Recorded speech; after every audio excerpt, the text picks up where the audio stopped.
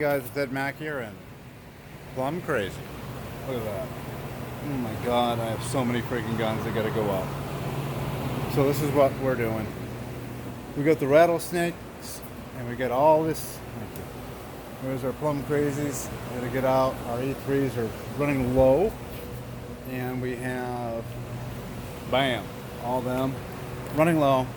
But, oh, you have no idea. You have no idea how much work is here. But now I got 4 full-time builders, which means I can get guns out. Lots of guns, and that's very good. Well, the wife-to-be wants me to pick her up, huh? Okay. Let's take a look here.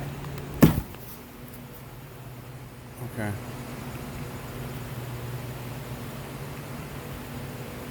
Alright, so we gotta go pick my woman up. Where's my keys? Come on, Israel, we gotta go pick up Llewellyn and then we're gonna come back. Look at that wall. When I'm working on that wall right there. So, a lot of work, you guys. Come on, baby. So we don't have to. So much work. Come on, let's go. Come in. Wait, don't answer me that way. That's it. Let me kick his butt 1 sec. Anyways, you parents, freaking new kids, these kids are terrible these days. My daughter, my daughter respected me. Meaning that if we're driving and she'd never tell me to shut up because she knows I'd backhand her. And my daughter knew better. This kid telling me to shut up, telling me what to do. And I don't put up with that kind of stuff. And here in Arizona, you can kick the crap out of your kids as long as if you don't leave a bruise or a friggin' mark. So yeah, boys need their ass beat sometimes. Girls a little different. I only had to paddle my daughter once, and that's because she told my ex, she was just a little girl, and she told my ex-wife, my dad's just using you to take care of the house. And I'm like, what the hell? So my ex-wife was crying, and I freaking paddled her butt.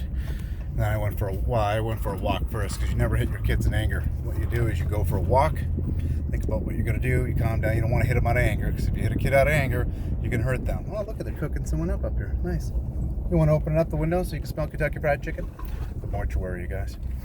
Anyways, so basically, we're so busy.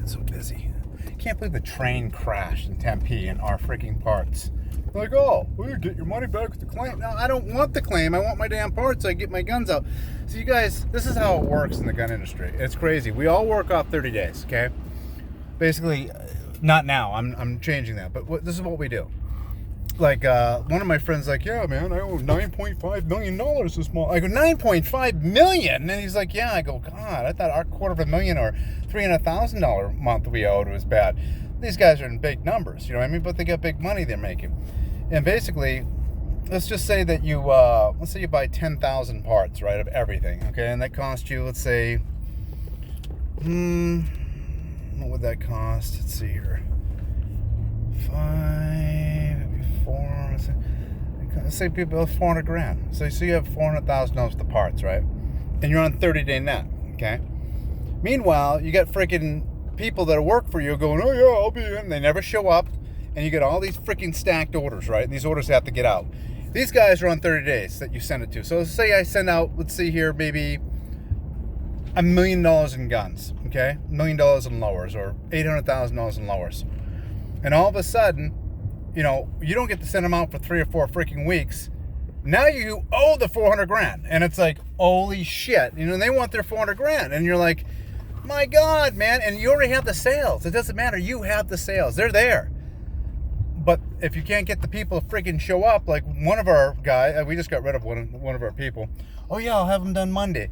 Guy's like, oh, stroke your check. And it's like, you know, $50,000 check. And I'm waiting. And then we have another check. You know, you got a couple of $100 grand coming to you, but they can't get this freaking guns out. And you're like, are you freaking kidding me? And so you're sitting here, and meanwhile you got to pay all these damn bills.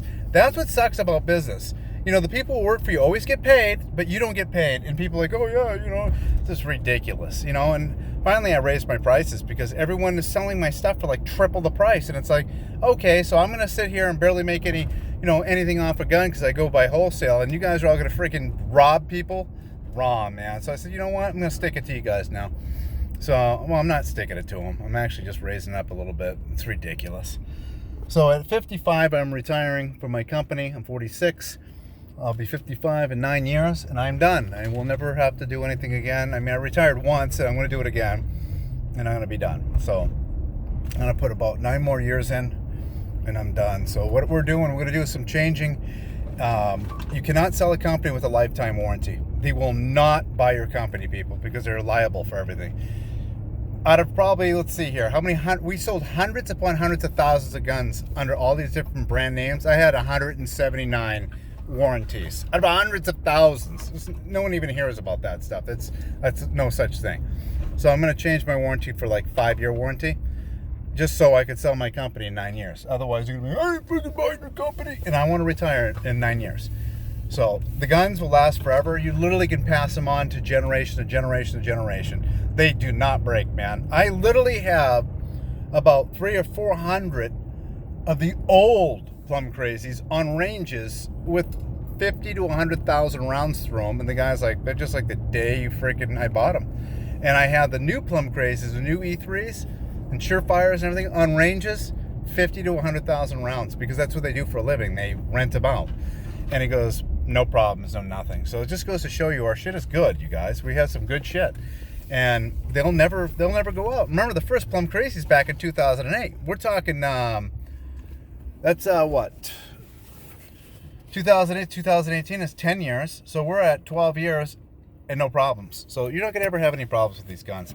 And even if you ever did, they're freaking under $100. Come on, man. Really? So they're wonderful guns for what they are.